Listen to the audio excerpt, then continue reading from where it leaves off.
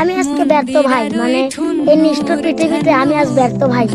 আসলে মানে কি বলবো, গরিব পরিবারে হয় এত মানে হচ্ছে, মানে এত সমস্যা হচ্ছে ভাই, মানে কি বলবো, এই নিষ্ঠুর পৃথিবীতে আমি আজ ব্যর্থ ভাই। কিন্তু এখন আবার কি করবো, একটা ফোন কিনে নিলাম আব্বার থেকে, এই যে খুব স্বপ্ন যে নিজেই কামাই করব, নিজেই যা পারি তাই করব, রক্ত দোকা হয় কাকো থেকে না পারলে কিনে নিব। তো ভাই আসলে এগুলা টার্গেট খালি মিস হয়ে যাচ্ছে ভাই, মানে কি বলবো, যা ভাবি তার উল্টিটা হয়। আব্বাকে আমি খুব বড় মুখলি করেছি যে তুমি আমাকে একটা মোবাইল কিনে দাও, আমি একটা টেস্ট করি, তোমাকে 2 মাসের মধ্যেই টিকা কামাই করি, সবাই আমরা সুখে শান্তি থাকবো।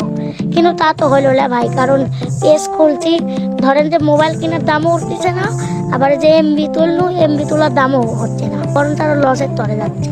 আমরা গরিব মানুষ তো, সবাই আমাকে ঠকিয়ে চায়, মানে সবাই খালি ঠকার চায় কিভাবে গরিব মালিক পারবো। কিন্তু এদিকে ধরেন যে পেজ খুলি, এই 50-60 টাকার মতো কামাই হয়েছে খালি, এগুলা দিকে জীবন চলে বলেন?